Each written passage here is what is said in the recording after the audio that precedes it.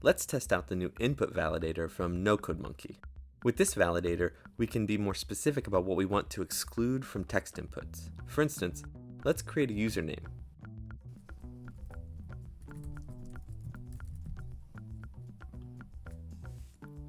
Well, it looks like we aren't allowed to use spaces in names. Okay, so let's try this. Alright, so now let's create a password. Let's try 1234.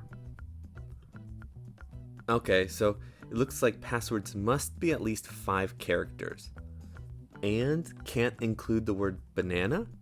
That's weird. Let's try that. Banana.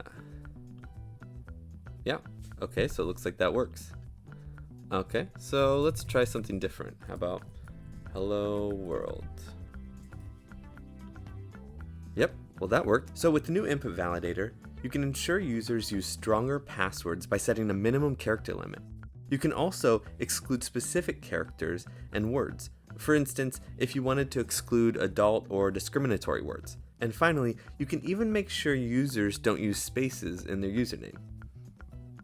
So how do you set up the input validator? Well, it's actually pretty easy. Once we've added it to your account, you'll find it here in the private components section. I've already placed one right here, so let's try it out. For this example, let's set a minimum character count of 5, exclude spaces and commas, and let's also exclude the @ and hashtag sign. You can also add words to exclude in this section. For instance, if you wanted to exclude vulgar or discriminatory words. And it's that easy. Now we just need to add where the button should link to if the validator is valid or invalid. So we go down here to the actions, and let's set up the invalid result first. So in this case, we want it to go to the screen failed username. Let's set the transition to modal and change this to sometimes. Now we choose input validator, input is valid, and we set this to is false. Finally, let's set up the valid option. So let's go to the action again.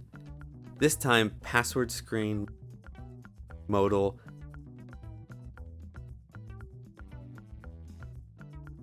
sometimes, input validator, input is valid, and is true. And that's it. Except actually, there's one more really cool thing about the input validator. We've also added the ability to use regular expressions. So if you understand regular expressions, you can actually have even more control over the input validator. You could require a lowercase letter, uppercase letter, and even special characters. But don't worry, if you're not a developer, we've got your back. We've compiled a few common regular expressions that you can copy and paste so that you too can get the full power of the component.